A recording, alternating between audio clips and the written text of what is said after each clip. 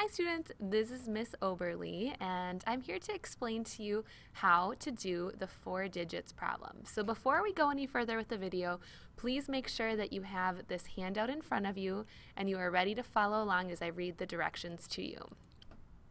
One well-known mathematic problem is to write expressions for consecutive numbers beginning with 1. So consecutive means in a row. On this page, you will use the digits 1, 2, 3, and 4. Each digit is used only one time. You may use addition, subtraction, multiplication, but not division, exponents, parentheses, in any way that you wish. Also, you can use 2 digits to make one number, such as 1 and 2 put together to make 12. Or 3 and 4 put together to make 34. So, I think the best way to do this is start coming up with expressions, evaluate them using the order of operations, and then fill them in from there.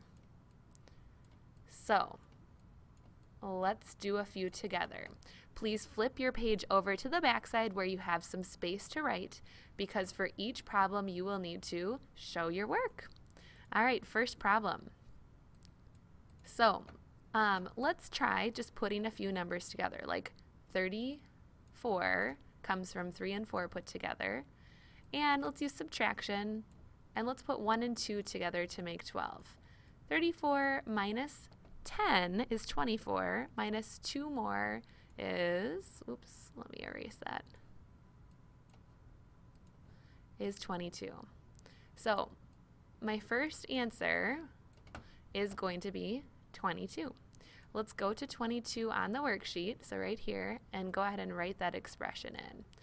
34 minus 12. So I've used the numbers 1, 2, 3, and 4, and I got the correct answer for 22. Your job is going to be to fill in all of these possible solutions.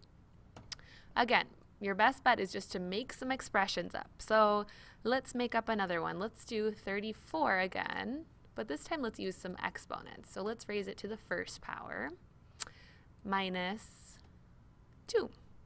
I've used 1, 2, 3, and 4, and now I can evaluate this expression using the order of operations. So exponents first. 34 to the first power is just 34, and again, we're showing our work. 34 minus 2 is 32. So let's go to our sheet. Do we have 32 filled in yet? No. So we can use 34 raised to the first power minus 2. Let's try one with parentheses this time. What if we did 4 to the second power, or 4 squared, plus 3 times 1. All right, so we want to do parentheses first, then exponents. So in my parentheses, I look at exponents. 4 squared is 16 plus 3. Again, you're going to want to show your work along the way. And 16 plus 3 is 19. And 19 times 1 is 19. So I'm just making up an expression here, and then I'm evaluating it using the order of operations. And my job is to fill in every number. Unfortunately, the one I just tried, I already have filled in. So I'm going to have to try again. Let's try something similar. Let's try 4 squared plus 1 times 3 this time. Or we could do minus 3. Either way. 4 squared, again, we know is 16. We're doing parentheses first. And 16 plus 1 is 17. And 17 minus 3 is 14. Please be one we don't already have. Let's look. Hey, we're in luck. So I'm going to copy that over. 4 squared plus 1, that whole quantity, minus 3. And we got 14, double checking. So 4 squared plus 1, that whole quantity minus 3. All right, so you get the idea. Should we do one more together, or do you think you got it? If you want to do one more with me, I'll do one more here. Otherwise, you can go ahead and get started. So, number 5. Let's try 3 squared this time. We're going to take that whole quantity and multiply by 4, and then minus 1. So my order of operations tell us to do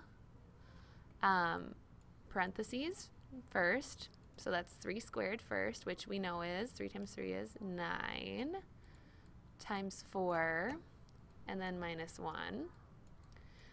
9 times 4 is what, class? You got it. 36. And 36 minus 1 is 35. And luck would have it, 35 happens to be one that is already taken, but maybe we could go back and tweak this so that it's not something that's already taken. Like try multiplying by 1 here instead. Now let me just delete this quick. And subtracting 4. So again, we would have 9 times 1 minus 4, and 9 minus 4 is 5. Let's check. Do we have 5 taken? We don't. So we can just copy that one right on over. So sometimes it won't work out, and you just have to think about how can I tweak that to get it to be a number that I want. So that was 3 squared times 1 minus 4. That's 5, okay. 3 squared times 1 minus 4. And again, I use the digits 1, 2, 3, and 4.